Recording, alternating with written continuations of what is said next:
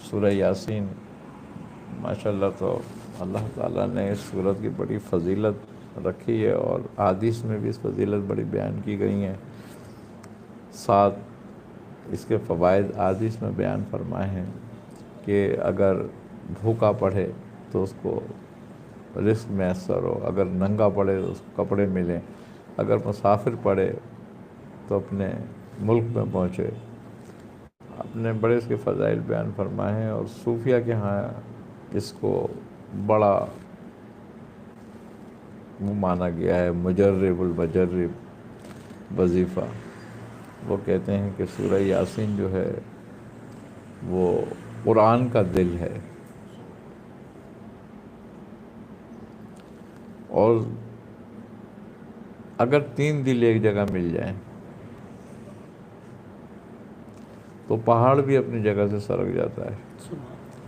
تو وہ فرماتے ہیں کہ قرآن کا دل، رات کا دل اور انسان کا دل اگر 3 ایک جگہ ہو جائیں تو پہاڑ بھی اپنی جگہ سے سرک جاتا ہے. تو قرآن کا دل تو سورہ یاسین ہے، رات کا دل تہجد ہے، اور انسان کا دل، اس کا قلب، اگر یہ تینوں ایک وقت پہ ہوں اور رجوع ہوں اور یکسوئی کے ساتھ ہوں تو یہ پہاڑ کو بھی ہلا دیتے ہیں اپنی جگہ سے. بزرگان دین نے اس کے پڑھنے کے مختلف طریقے بتائے، جس میں ایک خاص طریقہ جو مبین در مبین پڑھنے کا ہے، اس کے بڑے فضائل ہیں مبین در مبین کے. حضرت حاجی امداد اللہ مہاجر مکی رحمۃ اللہ تعالیٰ علیہ اس کے بڑے عالم عامل سے، اور آپ اس کو مبین در مبین ہی پڑھنے کی تلقین فرمایا کرتے تھے. اب بزرگوں نے اس کے مختلف طریقے بیان کیے کہ کوئی حاجت ہو ہمیں، اگر وہ کسی بھی طرح سے ہماری نہ چلتی ہو، کوئی پریشانی ہو، تو ہم سورہ یاسین کو شروع کریں. 7 مرتبہ یاسین یاسین، اور ہر دفعہ یاسین صلی اللہ علیہ وسلم کہیں، اور 7ویں مرتبہ جب یاسین کہیں تو ہم پڑھتے ہوئے آگے چلے جائیں، اور جب مبین پر پہنچیں تو وہاں ٹھہر جائیں، اور اس کے بعد سورہ فاتحہ 7 بار بجائے مسئلے میم کے پڑھیں.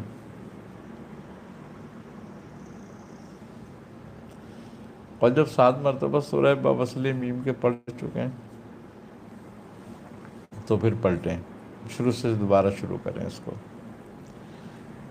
پھر ہم اسی طرح 7 دفعہ یاسین یاسین صلی اللہ علیہ وسلم کہیں، اور پھر اس کو شروع کر دیں، اور پھر دوسرے مبین میں جا کر ٹھہریں، اور پھر سورہ فاتحہ 7 بار بوصلے میم کو پڑھیں. اسی طرح ہر دفعہ پلٹتے جائیں اور آگے بڑھتے جائیں، پلٹتے جائیں، آگے بڑھتے جائیں.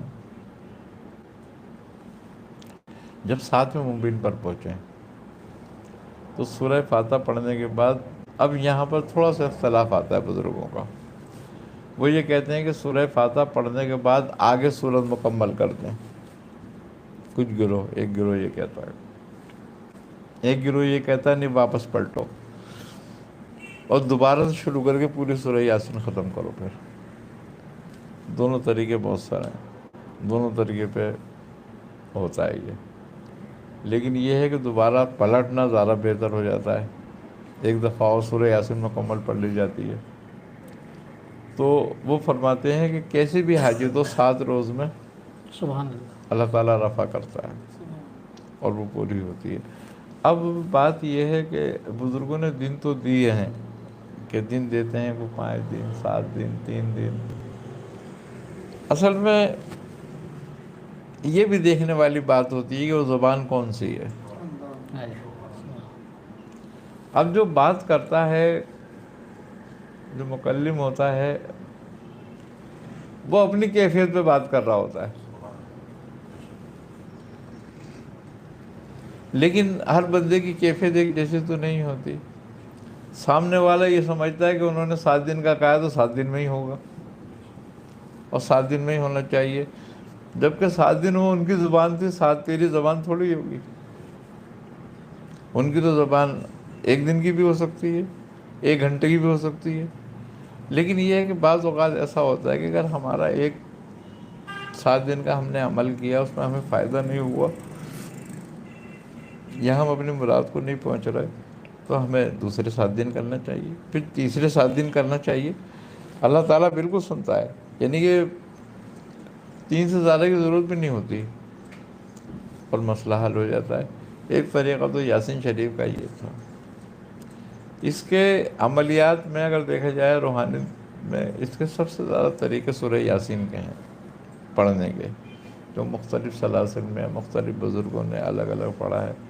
اس کی 83 آیات ہیں، اور ہر آیت کا ایک اپنا خاصیت. 83 آیت ہیں نا اس کی، یا 84 ایسے کچھ ہیں. یہ تقریباً میرے خیال 83 آیت ہیں شاید. تو وہ ہر آیت کا اپنا ایک الگ خاصہ ہے.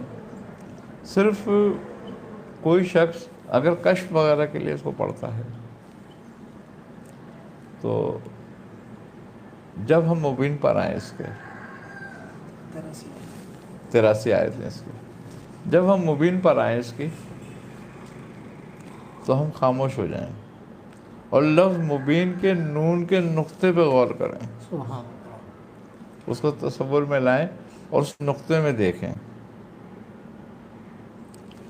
یہ 3 سے 5 منٹ تک ہم تصور جمائیں اس کا، اور اس کے بعد پھر اس کو آگے بڑھ جائیں. پھر دوسری آیت مبین پر پہنچیں، پھر وہاں رک جائیں، پھر اس مبین کے نقطے پہ غور کریں. تو یہ عمل تقریباً 21 سے 35 منٹ کا ہوتا ہے. لیکن اگر کوئی شخص کی مداومت کرے تو وہ کھلی آنکھوں سے حاضرات کر سکتا ہے. یہ اس کے مبین کا. اسی طریقے سے بزرگان اکرام فرماتے ہیں کہ اگر کسی کو کوئی حاجت درپیش ہو تو وہ سورہ یاسین پڑھے، اور جب پہلے مبین پر پہنچے تو یا مبین صلی اللہ علیہ وسلم 102 بار پڑھے، پھر پلٹ جائے. پھر جب دوسرے پہ پہنچے تو پھر 102 بار پڑھے. اسی طرح 7 مبین پر پہنچ کر اور ہر مبین پر اپنی حاجت بیان کرے 102 پڑھنے کے بعد. جب 7 مبین پورے ہو جائیں اس کے، سورت کو پورا پڑھ کے ختم کر دے، اور جو 7ویں بار سورت پڑھی گئی ہے یہ پوری، اس کو رسول خدا صلی اللہ علیہ وسلم کو نظر کر دے. تو اگر کوئی شخص اس کو 20-21 دن تک کرے تو اس کی ہر حاجت روا ہو جاتی ہے. اور بعض بزرگوں نے فرمایا ہے کہ نبی کریم صلی اللہ علیہ وسلم کے دیدار کے لیے بھی یہ عمل بہت بہترین ہے، کہ آپ سے ایک نسبت خاص ہے اس عمل کو. اس کے علاوہ صرف یاسین لفظ، کہ اگر اس کا ختم کسی مشکل کے لیے کیا جائے، یعنی کہ 1.25 لاکھ بار اس کو پڑھا جائے، تو وہ کیسی ہی مشکل کیوں نہ ہو، اللہ تبارک و تعالی حل کر دیتا ہے. لا علاج مرض کے لیے، یعنی کہ جس مرض کا کوئی علاج ہی نہ ہو اور وہ پریشان ہو، تو اس لفظ کو یاسین کو 70 مرتبہ لکھ کر زعفران عرق گلاب سے، اور 1 مرتبہ اس پر سورہ یاسین پڑھ کر اور پانی میں ڈال کر مریض کو پلائیں، تو اللہ تعالیٰ اس کو افاقہ دیتا ہے، صحت دیتا ہے. اسی طریقے سے اگر کسی شخص کو نزع کا عالم ہو رہا ہو لیکن جان نہ نکل رہی ہو، تو کہتے ہیں کہ صرف یاسین 70 مرتبہ کہہ کے اور اس کے کانوں میں دم کر دو، تو اللہ تعالیٰ اس میں نزع آسان کرے گا. اور اس کے سرانے بیٹھ کے پھر سورہ یاسین پڑھو ایک بار، تو اللہ تبارک و تعالیٰ اس کے نزع کو آسان کر دیتا ہے. اسی طریقے سے بزرگان کرام فرماتے ہیں جو شخص کی ہمیشہ مداومت کرتا ہے. ایک بزرگ کا واقعہ ہے جنہوں نے تفسیر ناصری لکھی تھی، تو ان کا نام بھی ناصر الدین تھا، بڑے اپنے وقت کے شیخ تھے وہ. سبحان اللہ. تو ان کو سکتہ ہو گیا، پہلے سکتہ کہتے تھے، آج کوما کہتے ہیں ہم، کوما ہو گیا ان کو. تو ان کے حوالی جو مریدین لوگ تھے وہ سمجھے ان کا انتقال ہو گیا. انہوں نے کیا کرا، ان کو نہلایا دھلایا کفنایا اور دفن کر دیا نماز جنازہ پڑھا کے. اب جب ان کو ہوش آیا تو ایک قبر میں، مجھے بہت پریشان کہ میں کیا کروں.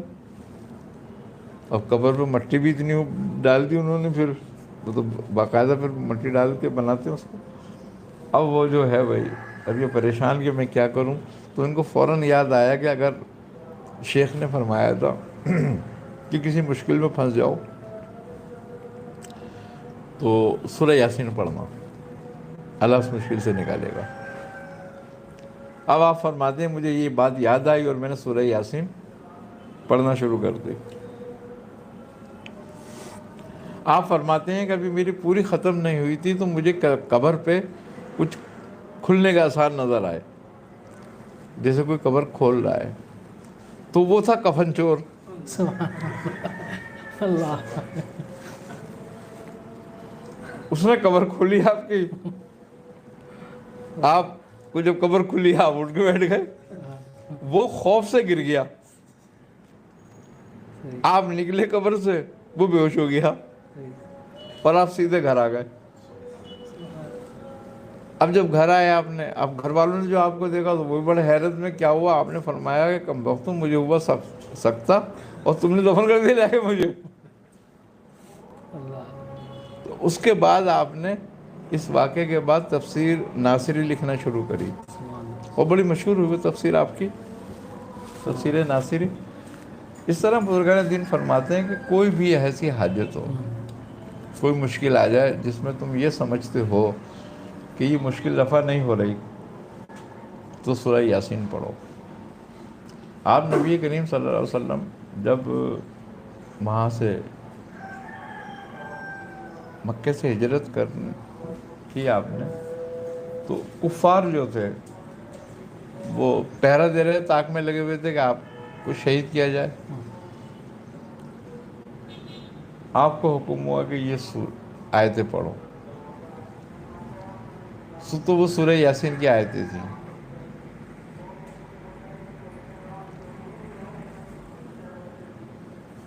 وَجَعَلْنَا مِن بَيْنِ أَيْدِيهِمْ صَدًّا وَمِن خَلْفِهِمْ صَدًّا فَأَغْشَيْنَاهُمْ فَهُمْ لَا يُبْصِرُونَ. یہ آپ آیتیں پڑھ رہے تھے اور اس کے ساتھ حزب البحر میں ایک لفظ ہے شاہت الوجوہ، آپ وہ بھی دہرا رہے تھے ساتھ میں اس آیت کے. اور آپ کفار کے بیچ میں سے نکل کر گئے، کسی نے آپ کو نہیں دیکھا. سبحان اللہ. سبحان اللہ. اچھا، یہ اس آیت میں کمال ہے.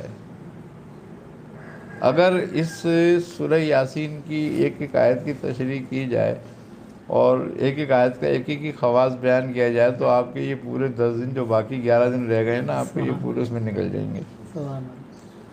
اتنے اس کے فوائد اور فضائل ہیں ایک ایک آیت کے.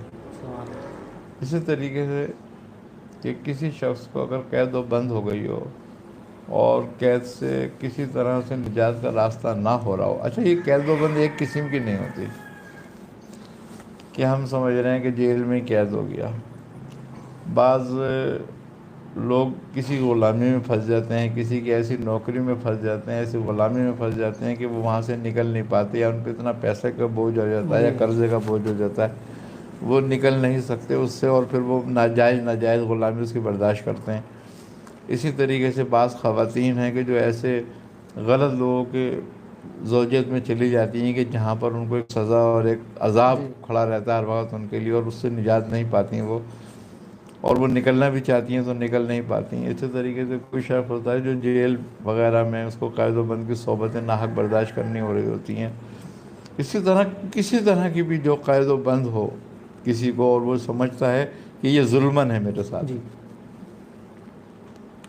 تو اس کے لیے بزرگوں نے وظیفہ بتایا سلام قولا من رب رحیم وامتاز الیوم ایھا المجرمون، یہاں تک آپ فرماتے ہیں، یہ شاید 57-58 آئے تھے اس کی، تو آپ فرماتے ہیں کہ جو شخص کسی بھی ظلمن قید و بند میں ہو، اگر وہ تھوڑا تھوڑا کر کے اس کو 1.25 مرتبہ پڑھ لے تو اللہ تعالیٰ اس ظلمن قید سے اس کو نجات دے گا، یا اس ظالم سے اس کو نجات دے گا۔ اور یہ بہت بارہا کا وظیفہ ہے۔ سبحان ایک محترمہ تھیں، ان کا شوہر جو تھا وہ بہت شرابی اور زانی اور بہت بدکار آدمی تھا، اور وہ تھا وکیل۔ اب وہ نہ تو خلا لے پاتی، نہ اسے نجات پاتی۔ ایک اس کے لیے انہوں نے مصیبت کھڑی رکھی، اچھا وہ اس کا اپنا خرچہ بھی اپنے گھر والوں سے پورا کرتی لا کر، اور وہ جو اپنے گھر والے اس کی مدد کرتے وہ اس سے چھین کے لے جاتا، شراب پیتا، یہ وہ ایک عذاب اس کے لیے کھڑا کر رکھا۔ اچھا روزانہ گھر والوں کو دھمکیاں دیتا، روزانہ ان کے لیے کوئی نہ کوئی مصیبت کھڑی رکھتا، کسی کی FIR کٹاتا، کسی کے لیے کچھ کرتا، کسی کے لیے کچھ کرتا، بڑی عذاب میں۔ انہوں نے مجھ سے پوچھا کہ ایسے ایسے مسئلہ ہے، ہم کیا کریں اس کا؟ یہ میرا خیال سن 90 یا 92 کی بات ہے۔ تو میں نے ان سے کہا، میں نے کہا بھئی اگر آپ کر سکتی ہو تو یہ پڑھو۔ انہوں نے کہا مجھے کتنا بھی پڑھنا پڑے میں پڑھ لوں گی، لیکن مجھے اس سے نجات مل جائے بس۔ اور واقعی وہ تھی بیچاری پریشانی میں مبتلا، انہوں نے پڑھنا شروع کر دیا 1.25 لاکھ کی نیت کر کے۔ اب ایسے لوگوں کی دشمنیاں تو بہت ہوتی ہیں نا، کیونکہ اس زمانے میں وہ MQM کا دور چل رہا تھا، بڑا ایک افراتفری تھی۔ تو یہ جو ہیں اس نے پڑھنا شروع کرا، ابھی وہ 60,000 پہ پہنچی تھی کہ کسی نے شخص کو گولی مار دی۔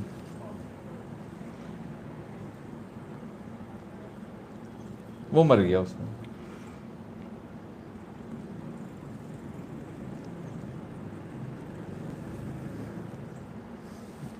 اب ان کو پتہ چلا، قدرت کا کرنا ایسا ہو، اسے بھی جان چھوٹی، اور اس کی ساری جو گھر ور تھا وہ ان کا ہے حصے میں آ گیا۔ اس کے بچوں نے بھی سکھ کا سانس لیا کہ ہماری جان چھوٹ گئی۔ سبحان اب ایسا بھی ظالم نہیں ہونا چاہیے آدمی کو کہ بچے بھی اپنے اس سے عاجز ہوں۔ تو یہ میں نے بہت جگہ دیکھا، ایک مقدموں میں دیکھا کہ لوگوں نے پڑھا اور اللہ نے نجات دی، اور ایسے مقدموں سے کہ وہ سمجھتے تھے کہ چھوڑ نہیں سکتے، ایسے قید و بند سے اللہ تعالیٰ نے نجات کے راستے بنائے ان کے لیے، بہترین ہے۔ اچھا پھر اس کی خوبی کی بات یہ ہے کہ یہی 2 آیتیں، اگر کوئی شخص آصب میں یا جناتی معاملے میں مبتلا ہے تو اس سے بھی نجات ملتی ہے اس سے، سبحان اگر پڑھے کوئی شخص، کوئی بہت ایسی مصیبت میں مبتلا ہے جنات کی یا آصب کی یا پریشانی میں، تو اس کا وہ ورد کرے اور اس کو پڑھے تو اللہ تعالیٰ اس مصیبت سے بھی اس کو نجات دیتا ہے۔ خاص طور پر میں زانی جنات جو ہے وہ جو مسلط ہوتی ہیں، بہترین ہے ان کے لیے، خاص طور پہ یہ آیت جو ہے نا وَامْتَازِ الْيَوْمَ أَيُّهَا الْمُجْرِمُونَ، کسی کو الگ کرنے کے لیے، کسی کو ہٹانے کے لیے، کسی ظالم کے تسلط کو ختم کرنے کے لیے اور دور کرنے کے لیے یہ آیت کمال اثر رکھتی ہے اپنے اندر۔ اور ملا کے ان دونوں آیتوں کو اس لیے پڑھا جاتا ہے کہ اس میں سلامتی ہے ایک میں، اور ایک میں نجات ہے، صحیح، تو اللہ سلامتی کے ساتھ نجات دے سبحان اللہ، تو بہت اچھا ہو جاتا ہے پھر۔ تو لوگ اس کو پڑھتے ہیں اور بے شمار اس کے طریقے ہیں۔ اسی طریقے سے سورہ یاسین کی جو اعمال ہیں، میاں صاحب فرماتے تھے کہ اگر کسی کو کوئی ایسی حاجت پیش آئے جو وہ 1 دن میں پوری کرنا چاہے، کہ میری کوئی ایسی حاجت ہے جو جیسے کہ مثال کو ایسا معاملہ بن جاتا ہے کہ کل پیشی ہے، یا کل کوئی اور ایسا کوئی جرگہ بیٹھ رہا ہے، کوئی ایسی بات بیٹھ رہی ہے کہ جس میں میری مخالفت ہو جائے گی یا میرے حق میں وہ نہیں جائے گا، یا کوئی ایسی بات ہے، کوئی نوکری کا مسئلہ ہے، کوئی انٹرویو کا مسئلہ ہے، یا کوئی معطل ہوا ہے اس کا فیصلہ ہے تو آپ فرماتے تھے کہ عشاء کے بعد جو شخص قبرستان جا کے اس کو 72 مرتبہ پڑھے فجر سے پہلے پہلے تک، سبحان صبح اس کی وہ حاجت رفع ہوگی۔ سبحان اللہ، سبحان اللہ۔ اب خواتین تو نہیں جا سکتی، جی تو ان کے لیے یہ ہے کہ وہ اپنے گھر میں ہی پڑھ لیں، صحیح۔ اور اس نیت سے بیٹھ کر پڑھیں، اس طریقے سے نیت کر کے بیٹھ کر پڑھیں کہ وہ روضہ رسول کے سامنے بیٹھی ہوئی ہیں اور اپنی حاجت بیان کر رہی ہیں، اور وہ پڑھیں وہاں بیٹھ کے۔ گھر میں بھی اپنے اگر یہ عمل کر سکتی ہیں تو کریں۔ تو یہ ایسا عمل ہے کہ چاہے رشتوں کی بندش کا ہو، رشتوں کا ہو، یا دوسرا مسئلہ ہو، یا کسی مصیبت کا ہو، تو جو شخص اس کو کرے گا وہ ضرور بالضرور کامیاب ہوگا۔ اسی طریقے سے ایسا ہوتا ہے، ایک طریقہ اس کا یہ ہے کہ ہمارے ہاں اکثر رشتوں کا مسئلہ ہوتا ہے، لڑکیاں رشتے جی۔ نہیں ہو پاتے صحیح، تو یہ 7 جمعرات کا عمل ہے، یعنی کہ جمعے کی شب میں یہ کیا جاتا ہے۔ طریقہ کار یہ ہوتا ہے کہ آپ چھوارے لیں، مگر ایسے لینا ہے آپ نے چھوارے کہ اگر مثال کے طور پر اس بچی کی عمر 28 سال ہے یا 29 سال ہے، تو اس کی عمر سے ایک چھوارا زیادہ لیا جائے، ٹھیک۔ یعنی کہ اگر 29 ہے تو 30 چھوارے لیے جائیں، 28 ہے تو 29 چھوارے لیے جائیں، 27 ہے تو 28 لیے جائیں، اس طریقے سے جو بھی ہے ایک چھوارا زیادہ لینا ہے اس کا۔ اب وہ اگر وہ بچی خود پڑھی لکھی نہیں ہے، سورہ یاسین نہیں پڑھ سکتی، تو کوئی اس کی جگہ پڑھے، اور اگر وہ خود پڑھی لکھی ہے تو خود پڑھے۔ اور صبح کو جمعے کی نماز سے پہلے پہلے سمندر برد کر دیں اس کو جا کے۔ جس کا بالکل ہی رشتہ نہ ہوتا وہ 7 جمعرات کر لیں، یعنی یہ ٹوٹل 49 دن کا عمل ہے یہ۔ تو بعض اوقات تو 49 دن میں اس کا مسئلہ حل ہو جاتا ہے، اور بعض اوقات 120 دن میں عمل ہو جاتا ہے، اور بعض اوقات ایسا بھی ہوتا ہے کہ وہ اگلے سال وہ دن آنے سے پہلے پہلے اس کی شادی ہو جاتی ہے۔ سبحان اللہ، سبحان یہ میں نے اس کے تینوں فائدے دیکھے ہیں۔ سبحان ایک بچی تھی، وہ بہت پریشان تھے وہ لوگ، وہ مجھ سے کہنے لگے ہماری بچی کی شادی نہیں ہوتی ہے، اس کی عمر 33 یا 34 سال ہو گئی تھی۔ اب وہ کہنے لگے جو آتے ہیں لوگ دیکھ کے چلے جاتے ہیں، عمر زیادہ ہے۔ اب اس عمر کی اگر شادی ہم دیکھتے ہیں تو پھر بچے آتے ہیں بال بچے دار والے، کہ ان کے بچے ہیں، بیوی مر گئی ہے، طلاق دے دی ہے، 2 بچے ہیں، 1 بچہ۔ اب وہ بڑے پریشان کہ ہم کیا کریں، ایسے شادی کیسے کریں۔ میں نے بتایا کہ میں نے کہا ایسا ایسا کر لو۔ تو میرا خیال تیسری یا چوتھی جمعرات تھی ان لوگوں کو کہ ان کے گھر پہ ایک رشتہ آیا، اور وہ کہنے لگے کہ بھئی لڑکا جو ہے نا باہر سے آیا ہوا ہے، ہمیں 1 ہفتے میں جو ہے نا شادی چاہیے، اگر آپ 1 ہفتے میں شادی کرتے ہو تو ٹھیک ہے، نہیں تو آپ کی مرضی۔ اب وہ تو بیچارے ویسے ہی عاجز تھے، جی۔ ان کا بھائی 1 ہفتے میں کر لو تم، کرو کوئی بات نہیں۔ وہ 1 ہفتے میں شادی ہوئی، رخصت ہو گئی، سب باتیں ہو گئیں۔ وہ بچے کے ساتھ میرے خیال 1 ہفتہ رہی، 1 ہفتے کے بعد بچے نے اس کے کاغذات وغیرہ لے کے وہ چلا گیا، اور میرے خیال 2 سے 3 مہینے لگے، اس نے اس کو وہاں بلا لیا۔ آج وہ وہاں ہے، 2-3 بچے بھی ہیں اس کے ماشاءاللہ، سبحان اللہ، سبحان بہترین رشتہ، فرسٹ کلاس رہ رہی۔ ایسے بھی دیکھا 1-2 کو، میں نے 1-2 کو ایسے بھی دیکھا کہ وہ عمل کے دوران ہی ان کا رشتہ آیا، اس کے بعد شادی ہو گئی۔ کچھ کا ایسا بھی ہوا ہے کہ سال بھر کے اندر اندر ہوا ہے۔ لیکن یہ میں نے دیکھا ہے کہ اس عمل کے کرنے والے کو ناکام نہیں دیکھا، سبحان اللہ۔ یہ ضرور بات ہے۔ اس سورہ یاسین کی بڑی برکت ہے، ایسی تھوڑی اس کو اللہ قرآن کا دل کہا ہے کہ یہ قرآن کا دل ہے۔ یہ اس کے بڑے مناقب ہیں۔ اب ایک ہمارے جاننے والے تھے، ان کی ہڈی نہیں جڑتی تھی، ہڈی ٹوٹ گئی تھی ان کی، تو وہ ہڈی نہیں جڑتی تھی ان کی. تو وہ میں نے ان سے کہا کہ تم ایک کام یہ کرو، اس کی جو آخری آیتیں وَاضْرِبْ لَنَا مَثَلًا وَنَسِیَ خَلْقَهُ، یہ والی آیت میں نے کہا یہ پڑھو تم، اور اپنی ہڈی پہ روزانہ 40 بار پڑھ کے دم کرا کرو. ارے کہنے لگے میں نے بہت دوائیں کھا لی، بہت یہ کر لیا، لیکن جب بھی میں ایکسرا کراتا ہوں وہ کہتے ہیں یہ ہڈی جڑی نہیں ابھی. میں نے کہا بہرحال تم یہ کرو، اللہ خیر کرے گا. اور ایک کام یہ کرو کہ وہ صدف مروریدی ایک کشتہ آتا ہے اور ایک 12 سینگا، دونوں کشتوں کو ملا کے میں نے کہا اس کی ایک ایک رتی بھی لیتے رہو اور یہ پڑھنے کے دم کرنا. وہ کہنے لگے اچھا. پھر میری ان کی ملاقات ہوئی کوئی 1 مہینے کے بعد، 1-1.5 مہینے کے بعد. تو میں نے کہا وہ دوا کھا رہے ہو؟ کہنے لگا ارے بھائی وہ دوا تو میں نہیں کھا سکا، لیکن میں وہ پڑھتا رہا ہوں ضرور اور وہ دم کرتا رہا ہوں. میں نے کہا پھر؟ کہنے لگے اب مجھے ایکس رے کرانے جانا ہے. میں نے کہا تکلیف کو یہ کہہ رہے ہیں تکلیف تو اب نہیں ہے مجھے، لیکن مجھے ایکس رے کرانے جانا ہے. میں نے کہا کراؤ تو بتانا. کہنے لگے ہاں میں 1-2 دن میں کراؤں گا جا کے. خیر وہ چوتھے دن آئے مجھ سے کہنے لگے ارے یہ میری تو ہڈی تو جڑ گئی، ڈاکٹر کہہ رہے ہیں ہڈی جڑ گئی ہے، سبحان اللہ. دیکھو ذرا یہ ایکسرا. اللہ. میں نے ایکسرا دیکھا، میں نے کہا ہاں واقعی ہڈی تو بھائی جڑ گئی ہے. تو مجھ سے کہنے لگے اب کیا کروں میں نے کہا تمہاری مرضی کرو نہ کرو، لیکن ہڈی تمہاری جوڑنے کا ہی مسئلہ تھا نا. کہہ رہے میں نے اتنی دوائیں کھائیں، اتنا یہ ہوا، اتنا وہ کرا. میں نے کہا تم نے وہ دوا کھائی تھی؟ میں نے تمہیں بتائی. بولے وہ تو کھا ہی نہیں سکا میں ابھی تک، صرف میں یہی دم کر رہا ہوں. تو کہنے لگا اگر میں وہ کھاتا تو میری سمجھ میں یہ آتی کہ شاید میں دوا سے صحیح ہوا ہوں، لیکن نہیں، میں تو یہ پڑھا ہے میں نے، سبحان اللہ. اس سے صحیح ہوا ہوں. آیت کی برکت. تو وہ تو سب کو بتا دیتے ہڈی کے لیے کہ یہ پڑھو. سبحان. تو یہ اس میں بڑی تاثیر ہے اس کے اندر. سبحان.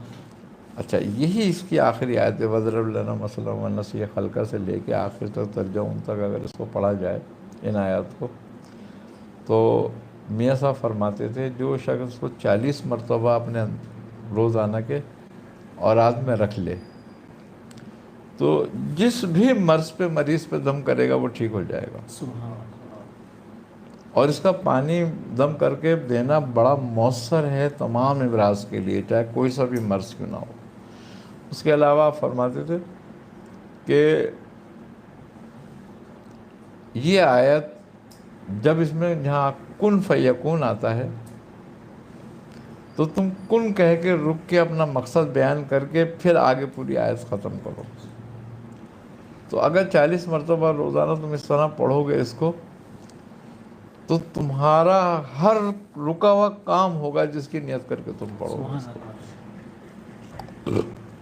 آپ فرماتے تھے یہ وہ آیتیں ہیں جو اسم اعظم کی تاثیر رکھتی ہیں اپنے اندر. بولے اس رات سے لوگ واقف نہیں ہیں اس کی آیتوں کے. یہ ایسی آیتیں ہیں کہ اگر کوئی شخص صحیح معنوں میں اس پہ ریاضت کرے تو اللہ تبارک و تعالیٰ کی توفیق سے وہ بالکل ایسے مریض کو جو مردہ ہو گیا ہو، بالکل جس کی بچنے کی امید نہ ہو، وہ بھی اس کو کھڑا کر سکتا ہے اس کو.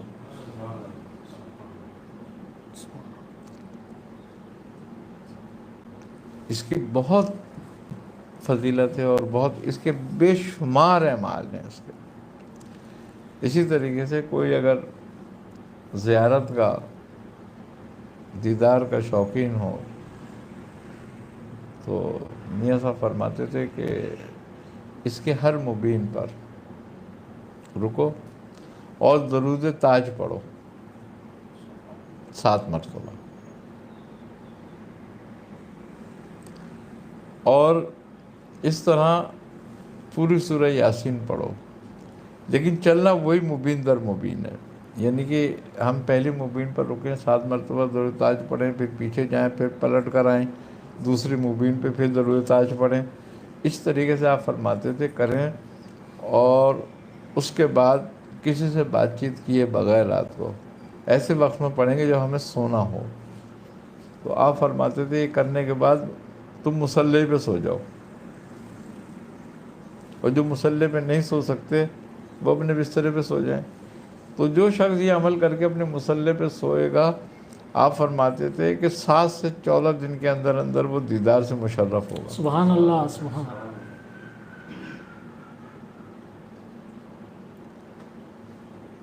اس مقصد کے لیے بھی یہ بہت بہترین ہے۔ اسی طرح آپ فرماتے تھے کہ اگر کوئی شخص یہ سمجھتا ہے کہ اس کے اعمال میں تاثیر نہیں ہے، تو وہ سورہ یاسین اسی طریقے سے پڑھے، درود تاج کے ساتھ، اور روزانہ پانی پہ دم کر کے اسی نیت سے پڑھے کہ اس کی زبان میں تاثیر ہو، اس کا قلب اور روح بیدار ہو، اور اس کی روحانی کو استقامت حاصل ہو۔ تو آپ فرماتے تھے کہ یہ وہ عمل ہو جاتا ہے اس سے، کہ اس میں بے حد تاثیر ہے اس چیز کی۔ اسی طرح آپ فرماتے تھے کہ اگر سورہ یاسین ہم پڑھتے ہیں اور کوئی شخص پڑھنے کے باوجود اس کے اعمال نہیں کھلتے اس پہ، اور اس کی زبان میں تاثیر نہیں پیدا ہوتی، تو وہ ہر مومن پر سورہ غاشیہ، حالتا کا حدیث الغاشیہ، ہاں، ایک بار، اور اسم یا حی یا قیوم 300 بار پڑھے، اور اس طرح ایک دفعہ سورہ یاسین پڑھے، اور یہ بھی پلٹنا ہے بار بار۔ تو آپ فرماتے تھے پانی پہ اور 7 دانے بادام پہ دم کرے اور پی لے پانی وہ، اور بادام کھا لے، تو اس پہ روحانیت کھلنے لگتی ہے، اس کی روحانیت میں کشادگی پیدا ہو جاتی ہے۔ اور خاص طور پہ ایسے ہی عمل میں، جیسے کہ لوگ یہ کہتے ہیں نا کہ میرا علم فلاں نے باندھ دیا، یا فلاں نے کسب کر لیا، یا سلب ہو گیا، اگر وہ لوگوں کو یہ شکایت ہے تو وہ لوگ بھی اس عمل کو کریں، تو یہ شکایت ان کی دور ہو جائے گی۔ آپ فرماتے تھے سورہ لکھ کے چینی کے برتن پر، اور اسی طریقے سے سورہ یاسین سورہ غاشیہ کے ساتھ پڑھیں۔ فرماتے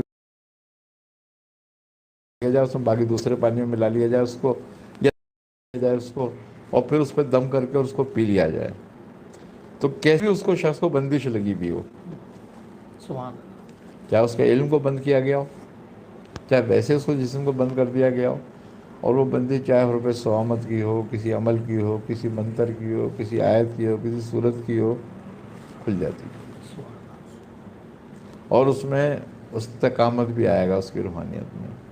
اسی طریقے سے آپ فرماتے تھے کہ اگر جو شخص ہے، اگر اس کو استقامت نہیں ہوتی ہے وظائف میں، عملیات میں، حالت قبض اس کو زیادہ رہتی ہے، تو وہ بھی یہ عمل کر سکتا ہے۔ اس کے بے حد فوائد ہیں۔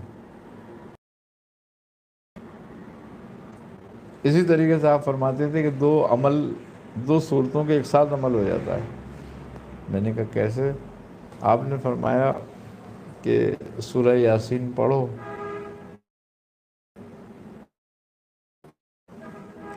اور یاسین مبین تک پڑھنی ہے،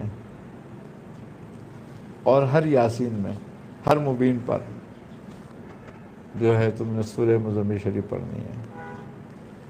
اس طریقے سے پڑھنی ہے کہ پہلے مبین پہ 1 بار پڑھو، دوسرے مبین پہ 2 بار پڑھو، تیسرے مبین پہ 3 بار پڑھو، چوتھے مبین پہ 4 بار پڑھو، 7ویں مبین پہ 7 بار پڑھو، اور اس طرح 3 دفعہ یہ سورہ یاسین پڑھو۔ تو آپ فرماتے تھے کہ تم مزمل کے بھی عامل ہو جاؤ گے، یاسین کے بھی عامل ہو جاؤ گے۔ سبحان رہے، اور کس طرح ان کو تصرفات عطا ہیں۔ ہمارے سلسلے میں بہت سارے بزرگ اس کے عامل گزرے ہیں، اور حضرت شاہ عبدالحی شاہ صاحب رحمۃ اللہ تعالیٰ علیہ بھی اس کے عامل تھے، حضرت شاہ مخلص الرحمن جہانگیر رحمۃ اللہ علیہ بھی اس کے عامل تھے۔ اسی طریقے سے حضرت میر جعفر دیوان ہمارے سلسلے کے بزرگ ہیں۔ آپ کا پورا نام ہے حضرت سید بہار میں لوگ ان کو شیخ تیغ برہنہ کے نام سے جانتے ہیں. سبحان آپ اس کے عامل سے بہت بڑے. اور تیغ برہنہ اس لیے کہتے تھے کہ آپ اپنی زبان مبارک سے جس وقت جو کہتے تھے اس کا ظہور اسی وقت ہو جاتا تھا. سبحان اللہ، سبحان اللہ، کیا بات. لوگ کہتے تھے آپ کے بارے میں کہ آپ جو ہے زبان مبارک جو ہے وہ ایسی تاثیر رکھتی ہے جیسے سورہ یاسین میں کن فیکون ہے، کہ آپ جو کہہ دیتے ہیں اسی وقت اس کا ظہور ہو جاتا ہے. ہمارے سلسلے کے ایک بزرگ ہیں حضرت نظام الدین. ایک تو نظام الدین غزنوی ہیں، یہ نظام الدین بہار کے ہیں. یہ شیخ نظام الدین، یہ بھی اس کے عامل بہت بڑے.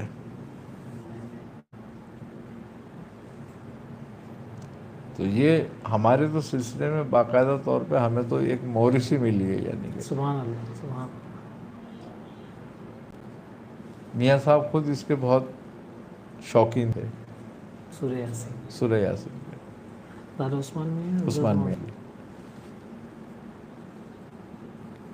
اچھا، میں نے میاں صاحب کی ایک بات دیکھی تھی، بہت ان میں ایک عجیب بات تھی. جب تک ان سے پوچھو نہیں وہ بتاتے نہیں تھے. صحیح. میں نے ایک دن سے پوچھا، میں نے کہا میاں ہمارے اور بھی پیر بھائی ہیں، وہ آتے ہیں چلے جاتے ہیں، خلفاء بھی ہیں، آپ کسی کو کچھ بتاتے نہیں ہیں. آپ نے فرمایا یہ علم بتانے کے لیے نہیں ہوتا، پوچھنے کے لیے ہے. صحیح. سبحان اللہ، جو سوال کرتا ہے اس کو جواب ملتا ہے، سبحان. جو سوال نہیں کرتا ایسے ہی یہ بڑھ نہیں ہے کسی کو بھی ہم لگا کے بول دیں. صحیح. اچھا، میری عادت یہی تھی کہ میں صرف جاتا اسی لیے تھا کہ میں یہ سوال کروں گا، یہ سوال کروں گا، سبحان. پوچھوں گا، تو وہ بتاتے بھی رہتے تھے. سبحان. اور ہمارے ہاں تو چشتی خاندان جو، کیونکہ ہمارا چشتی خاندان بھی، اور چشتی ہمارے 3 سلسلے ہیں چشتی خاندان کے، تو جس میں قادری، چشتی قلندری ہیں، چشتی نظامی ہیں، چشتی صابری ہیں. تو آپ فرماتے تھے کہ خواجہ معین الدین چشتی رحمۃ اللہ علیہ کے معمولات میں سے یہ بات تھی کہ آپ فجر میں یاسین، ظہر میں فتح، عصر میں نبا، مغرب میں واقعہ، اور عشاء میں سورہ سجدہ تلاوت فرماتے تھے. ایک بزرگ تھے، انہوں نے اپنے خلیفہ کو ایک بشارت دی. اور کیا بشارت دی؟ آپ سورہ یاسین بہت پڑھا کرتے تھے. تو جب آپ کا وصال ہو گیا تو آپ فرماتے ہیں ان کو خواب میں کہ میں نے یہ دیکھا کہ ایک بجو نما کوئی چیز میرے اوپر منہ کھول رہی ہے.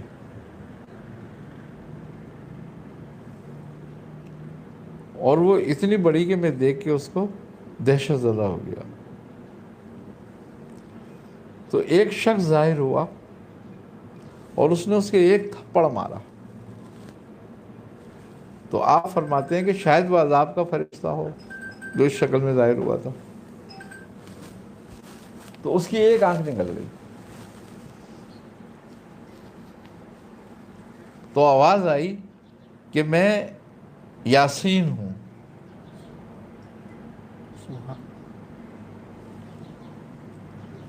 اور اگر تم روزانہ اسی طرح رات کو سورہ تبارک کی بھی تلاوت کرتے تو اس کی میں دوسری بھی آنکھ نکال دیتا. اللہ. سبحان اللہ. تو آپ اپنے مرید کو تلقین کر رہے تھے یاسین کے ساتھ تبارک پڑھا کرو رات کو، سبحان اللہ. تاکہ منزل تمہاری بھی آسان ہو. سبحان اللہ. سبحان اللہ. واقعی بزرگان اکرام فرماتے ہیں کہ یاسین قبر کے لیے بھی تمہاری مددگار ہے. اگر تم اس کو اپنی زندگی میں معمول رکھو گے اور معمول بناؤ گے تو یہ قبر میں بھی تمہارے لیے موجود ہوگی. سبحان. اور قرآن کے بارے میں تو یہ ہے کہ قرآن کی صورتوں کو اللہ تعالیٰ نے یہ فضیلت عطا فرمائی ہے کہ کوئی سی بھی صورت تم پڑھو وہ تمہارے لیے حشر میں شافع ہوگی، وہ کھڑی ہوگی شفاعت کے لیے تمہاری، اللہ تعالیٰ سے گزارش کرے گی۔ یہ خاص طور پر آپ قبرستان جو جانے والے مریدین ہیں ان کو یہ خصوصی طور پر تعلیم فرماتے ہیں، اس کی کیا حکمت ہے؟ اس کو ایسی جگہ پر جیسے کہ جہاں بزرگان اکرام کے مزارات ہوں یا جو مسلمانوں کا قبرستان ہو، اس لیے پڑھا جاتا ہے وہاں پر جا کر، اور اس پہ اس لیے کرا جاتا ہے کہ ایک تو اس سے یہ فائدہ ہوتا ہے کہ قبرستان میں عذاب میں تخفیف ہوتی ہے، سبحان پہلی بات، اور دوسری بات یہ ہے کہ وہ ارواح کا مسکن ہے، اور سورہ یاسین تسخیر ارواح کے لیے بے حد مجرب المجرب ہے۔ سبحان یعنی کہ جب ہم قبرستان میں اس کو سورہ یاسین کو پڑھتے ہیں تو وہاں جو روحانیت ہے، جو ارواحیں ہیں، وہ ہم سے مانوس ہو جاتی ہیں، اور جب وہ اس کے پڑھنے سے ہم سے مانوس ہو جاتی ہیں تو وہ ہماری معاون ہو جاتی ہیں، سبحان اور ہمارے معاملات میں ہماری مدد بھی کرتی ہیں دنیاوی معاملات میں، اور اس کے علاوہ ہمیں خبریں بھی دیتی ہیں سبحان کہ اگر ہمیں کسی چیز کے معاملے میں معلوم نہیں ہے اور ہم پریشان ہیں اور ہم وہاں اس کو اس نیت سے پڑھ رہے ہیں تو کوئی نہ کوئی روح جو ہے وہ ہمیں خبردار کر دے گی اس بات سے۔ سبحان تو میاں صاحب فرماتے تھے کہ قبرستان میں پڑھنے کا اس کا بہت فائدہ ہے بنسبت اس کو گھر میں پڑھا جائے۔ قبرستان میں پڑھتے ہو تو تمہیں دو فائدے ہوتے ہیں، ایک تو یہ کہ تمہاری روحانیت کو استحکام ملتا ہے اور روحانیت تم سے مانوس ہوتی ہے اس کی، دوسری بات یہ کہ قبر والوں کے عذاب میں اس سے تخفیف کی جاتی ہے جب پڑھی جائے تو، اور جتنی دیر یہ پڑھی جاتی ہے اتنی دیر قبرستان میں عذاب نہیں کیا جاتا۔ تو اگر وہ مخلوق جو عذاب میں ہو اور تمہاری وجہ سے اس کا عذاب کم ہو جائے، تخفیف ہو جائے، تو وہ تو تمہاری کتنی وہ ہوگی شکر گزار، سبحان وہ تو تمہارے لیے دعا کرے گی اللہ اس کو لمبی عمر دے اور یہ آتا رہے یہاں پر، اللہ تاکہ ہم تو عذاب سے بچے رہیں۔ سبحان اللہ اس کے پڑھنے کی بڑی فضیلت ہے، اس لیے میاں صاحب اس کو فرماتے تھے کہ اس کو جا کر قبرستان میں پڑھا کرو۔ اور ہم سے بھی میاں صاحب نے، میں نے اس کا 72 روز کا چلہ کیا قبرستان کے اندر، 72 مرتبہ روز جا کے پڑھتا تھا میں اس کو۔ اور اس کے ابتدائی چلہ جو میاں صاحب نے مجھ سے کروایا تو مجھے فرمایا کہ لگے جاؤ 21 دن کے لیے موقف ہو جاؤ۔ میں نے کہا اچھا، اور فرمایا کہ 21 دن میں 2124 مرتبہ اس کو پڑھنا ہے تم نے۔ اب ڈیوائڈ تم اپنی تعداد اپنے حساب سے کر لو۔ تو وہ اب جب ہم نے حساب کتاب کرا تو 101 مرتبہ روزانہ، اور آخری دن میں 104 مرتبہ۔ تو میں نے پھر اس کو اسی حساب سے پڑھی تھی۔ جب یہ کر لیا تو پھر میاں صاحب نے اجازت دی اس کی کہ اب تم قبرستان جا کے کرنا ہے اس کو، اور 72 مرتبہ روز پڑھنا ہے۔ وہ بھی کیا، لیکن اس کی میں نے تاثیر بہت دیکھی اس کے کچھ اعمال ایسے ہیں جو عام طور پر بیان نہیں کیے جا سکتے، لیکن بڑے کمال ہیں۔ میاں صاحب فرماتے تھے کہ کوئی حاجت ہو کسی کی، جیسے کہ کوئی دشمن پیچھے لگا ہوا ہے، وہ تمہیں برباد کرنے پہ یا پریشان کرنے پہ تلا ہوا ہے، کسی بھی قبر سے ایک اینٹ لے لو،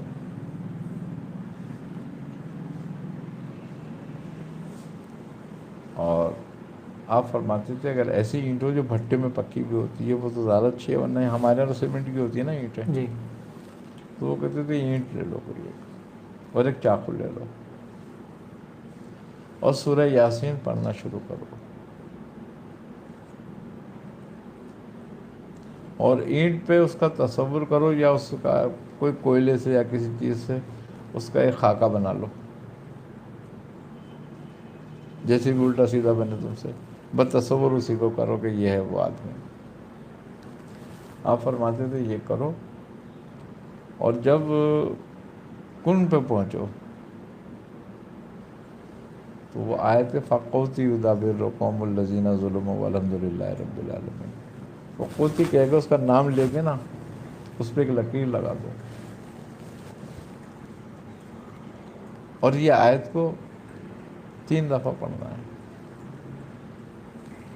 لکیر ایک لگانی ہے لیکن۔ تو آپ فرماتے ہیں کہ 40 مرتبہ اس کو پڑھ کے پھر اس کو کفن کی طرح کپڑے میں لپیٹ کے، اور اگر بالکل ہی مارنا ہے اس کو تو پھر اس کی نماز جنازہ پڑھاؤ، اور پھر اس کو اس قبر کے ساتھ دفن کر دو۔ آپ فرماتے ہیں 40 دن نہیں گزریں گے وہ بندہ وہاں دفن ہو جائے گا۔ لیکن یہ اعمال کرنے نہیں چاہیے بغیر اجازت کے۔ اس کی وجہ کیا ہے کہ اگر اجازت نہیں ہوتی ہے تو رجعت ہوتی ہے، اپنی جان کے بھی لالے پڑ جائے۔ بالکل پڑ جاتے ہیں، کیونکہ اس کے کچھ صدقات بھی ہیں کہ جب یہ تم اتنا بڑا کوئی کام کر رہے ہو تو اس کا صدقہ بھی ہے، پھر اپنی جان کا بھی اور سامنے والے کے لیے بھی۔ دوسری بات، میاں صاحب فرماتے تھے اگر اجازت نہیں ہو کسی کو شخص کو اس کام کرنے کی اور کوئی کر دے تو پھر وہ اپنی موت زندگی کا خود ذمہ دار ہے۔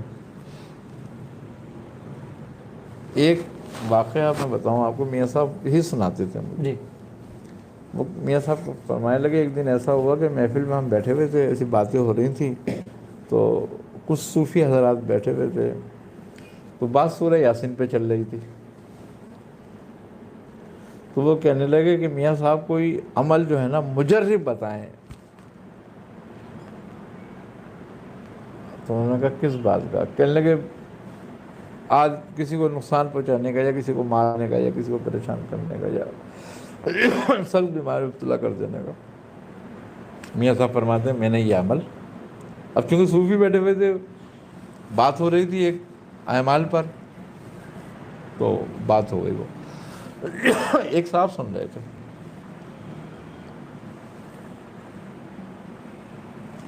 تو میاں صاحب جب یہ عمل دہرا چکے اور بتا چکے، آپ نے فرمایا کہ سنو، یہ میں نے بتایا ضرور ہے، اجازت نہیں دی ہے کسی کو بھی اس کی،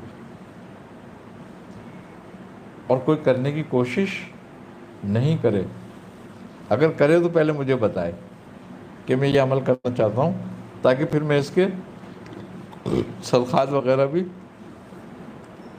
اس کو بتا دوں، اور اس عمل کا ایک طریقہ صحیح بتا دوں کہ وہ اینٹ کیسے نکالنی ہے۔ تو خیر بات ختم ہو گئی۔ وہ ایک صاحب تھے، وہ سن رہے تھے، انہیں جا کے کر دیا یہ عمل۔ ان کو کسی سے رقم کا کوئی لین دین تھا۔ جی اچھا، وہ معاملہ کیا تھا؟ معاملہ یہ تھا کہ ان کا مکان 2 پورشن میں تھا، ایک پورشن میں وہ خود رہتے تھے، اور ایک پورشن میں جس نے ان کو مکان بیچا تھا نا وہ رہتا تھا۔ تو ابھی رقم پوری نہیں ہوئی تھی، تو اس نے کہا جب آپ رقم میری پوری کر دو میں مکان خالی کر دوں گا۔ اب انہوں نے اس کی رقم پوری بھی کر دی، اب وہ مکان خالی کرنے کا ٹائم لے رہا، کبھی 1 مہینہ، کبھی 2 مہینے، تو 6 مہینے ہو گئے ایسے ہی کرتے کرتے، یعنی کہ وہ ایک طریقے سے بے ایمان سا ہو گیا۔ اب ہوا کیا، اس نے اس کے لیے یہ عمل کر دیا۔ اب یہ دبا کر تو آ گیا، اب یہ دبا کر آیا نا، تو رات کو کیا دیکھتا ہے کہ ایک شخص کھڑا ہوا ہے میرے سرانے، اور مجھ سے کہہ رہا ہے کہ تو نے مجھے جو پریشان کیا ہے اتنا، تو کیا سمجھتا ہے میں تجھے چھوڑ دوں گا؟ اس کو تو بعد میں دیکھوں گا، میں پہلے تو میں تجھے دیکھوں گا۔ صحیح اب یہ ایک دم ڈر کے اٹھ گیا صحیح کہ یہ کیا ہوا۔ تو یہ ڈر کے ہمارے جب اٹھا، ادھر کیا ہوا، تو دوسرے کمرے میں اس کے بچے سو رہے تھے، وہاں سے چیخنے چلانے کی آوازیں آنے لگی۔ یہ اٹھ کے بھاگا، ادھر کیا ہوا، کہنے کہ ایک بچے کو نا دورہ پڑ گیا ہے۔ اب 13-14 साल का वो बच्चा, उसको दौरा पड़ गया, कभी ज़िंदगी में नहीं पड़ा था। अब इसने जो देखा उसके हाथ पैर मुड़े हुए, मुंह से झाग आ रहे हैं, ये बड़ा परेशान हुआ। इसने बोला सुबह देखेंगे। अभी तो जो इसको आता था वो पढ़ पढ़ के दम करते रहे उस बच्चे पे।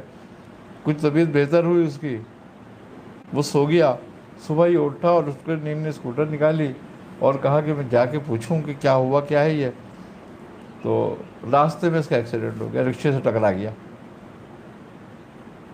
टांग टूट गई, घर में आन के लेट गया, अस्पताल ले गए, घर में आन के पड़ गया। अब वो घर वालों से कह रहा है कि तुम लोग कुछ भी करो, मियाँ साहब तक मेरी खबर पहुँचा दो।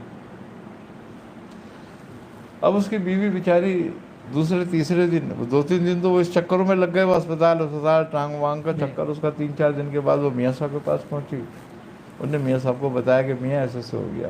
मियाँ साहब ने फरमाया कि हमने उसी दिन कहा था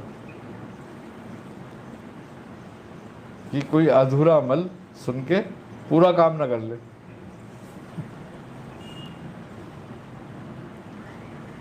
अब वो कहने लगी मियाँ क्या होगा। मियाँ साहब फरमाने लगे अच्छा मैं चलता हूँ। उसके घर गए, अब पानी वानी दम करा, उनको दिया, दिलाया, पिलाया। अब उससे पूछने लगे कि भाई तू वो कब्र जानता है? उसने कहा जी हाँ मैं जानता हूँ, लेकिन मैं जाऊँ कैसे, अब फ्रैक्चर हुआ हुआ। आपने फरमाया कि जब तक वो नहीं निकलेगी, जब तक ये तेरे पे अजाब कम नहीं होंगे, ये तू क्या समझते तेरी टांग ठीक हो जाएगी? अब तू कैसे भी चल, मगर वो बता कब्र का है। अब उसने कहा मैं कैसे जाऊं? आखिरकार वो फरमाते हैं कि वो एक गधा गाड़ी वाले को बुलाया, उस पर उसको लिटाया, कब्रिस्तान ले गए। फिर उसने कब्र की निशानदेही की, वहाँ से वो ईंट निकाली। फिर मैं ऐसा फरमाते हैं उसको पढ़ के दम किया ईंट वींट को, फिर पानी से धोया, उसको ख़त्म किया, फिर आए तो फिर जाके इसकी जान छूटी। तो वो ये किस्सा उन्होंने मुझे इसलिए सुनाया, कहने लगे देखो कभी आधा कोई अमल सुन के नहीं करना चाहिए। तो वो सूरह यासीन के अमाल पर बात हो रही थी उस वक्त, इत्तेफाक की बात है। तो फिर मियाँ साहब ने ये बात सुनाई थी इसकी। वो कहते थे इसके और बहुत सारे अमाल ऐसे हैं कि वो कहते हैं ना लोग कि भाई किसी ने मूड चला दी मारने का, यानी कि मारन अमल कहलाता है। वो किसी ने मूड चला दी तो कह रहे ये सूरह यासीन का अमल ऐसे ही है जैसे किसी ने मूड चला दी किसी पर, ऐसे ये अपना काम कर देती है। लेकिन ये है कि आप फरमाते थे इस पे बड़ा मुतहम्मिल मिजाज होना चाहिए आदमी को। हमारे एक पीर भाई थे, वो सूरह यासीन के आमिल थे। वो कहते थे कोई भी मरीज़, अच्छा उन्होंने एक बात है सूरह यासीन पढ़ी भी तकरीबन 13-14 साल थी, और वो रोज़ कब्रिस्तान जाके पढ़ा करता था शख्स। यानी कि वो शख्स कहता था कि मैंने 12 या 13 साल तक जो है वो रात को बिस्तर नहीं देखा, चाहे आंधी हो, तूफ़ान हो, बारिश हो, उसको कब्रिस्तान जाना है। अच्छा कब्रिस्तान उसके घर से था भी कैसे कि उसके घर से कब्रिस्तान नज़र आता था उसको। तो वो कहता था मैं घर में पढ़ने के बजाय वहाँ चला जाता था, तो वहाँ पढ़ता था वो। तो कोई भी शख्स कहता मेरे पास ऐसा नहीं आता कि जो दोबारा आया हो किसी एक मकसद के लिए, जिसको करके दे दिया एक मकसद का, फिर वो दोबारा नहीं आया उस मकसद के लिए। चाहे कोई बीमार हो, चाहे कोई जादू टोने वाला हो, चाहे कोई और परेशान में मुब्तला हो, पढ़ते थे उस सूरह यासीन। इसके बहुत अमाल हैं, इंशाल्लाह आइंदा भी इससे बात करेंगे इस पर। जज़ाकल्लाहु खैर। अल्लाह ताला क़िबला मियां हुज़ूर दामद बरकातुहू क़ुद्सिया को उम्र ख़िज़री अता फ़रमाए, आपका साया शफ़क़त आदेर हमारे सर पर क़ायम दायम फ़रमाए। अल्लाह ताला जुमला परेशान हालों की परेशानी को दूर फरमाए। मियां हुज़ूर दुआ फरमाए। अल्लाहुम्मा सल्लि अला सय्यिदना व मौलाना मुहम्मद नबील उम्मी मादनी जुदी वल करम वाला आलिहि व बारिक व सल्लि अलैहि या इलाहुल आलमीन या रहमुर राहिमीन। अपने हबीब सल्लल्लाहु अलैहि वसल्लम के सदक़े तुफ़ैल में हमारी दुआओं को अपनी बारगाह में कबूल फरमा। یا الہ العالمین ہمیں ہر طرح کی گمراہیوں سے، محتاجگیوں سے، ذلتوں سے، رسوائیوں سے، ہر طرح کے ظاہری باطنی امراض سے، آفات ناگہانیہ سے، اموات ناگہانیہ سے، امراض ناگہانیہ سے، وبائے ناگہانیہ سے محفوظ فرما۔ ہر طرح کی رحمتیں، نعمتیں، برکتیں، کشادگیاں، آسانیاں، صحتیں عطا فرما۔ یا الہ العالمین اس ماہ مبارک کے فیضات اور برکات کی فضیلت سے، اس کے برکت سے ہمیں مستفیض ہونے کی توفیق عطا فرما۔ یا الہ العالمین ہم سے پہلے جو لوگ اس دنیا سے جا چکے ہیں، کل مومن مومنات، مسلم مسلمات، صالحین صالحات، ان سب کی مغفرت فرما، اپنے جواہر رحمت میں جگہ عطا فرما۔ یا الہ العالمین ان سب کے وسیلے سے ہمارے کبیرہ صغیرہ گناہوں کو معاف فرما۔ یا الہ العالمین ہماری بھی مغفرت فرما۔ یا الہ العالمین ہمیں شریعت مطہرہ پر عمل کرنے کی توفیق عطا فرما۔ یا الہ العالمین جن جن لوگوں نے جن جن دعاؤں کے لیے کہا ہے، اور جو لوگ جن جن معاملوں میں پریشانیاں ہیں، جن جن بیماریوں میں مبتلا ہیں، یا الہ العالمین اپنے حبیب صلی اللہ علیہ وسلم کے صدقہ طفیل میں ان کو ان مشکلات سے نجات دلا، ان کی حاجتوں کو رفع فرما۔ یا الہ العالمین ہمارا خاتمہ بالخیر فرما۔ ربنا تقبل منا انک انت السمیع العلیم وتب علینا انک انت التواب الرحیم۔ صلی اللہ تعالی علی خیر خلقہ نور عرشہ زینت فرشہ قاسم رزقہ محمد وعلی آلہ وصحبہ اجمعین برحمتک یا ارحم الراحمین۔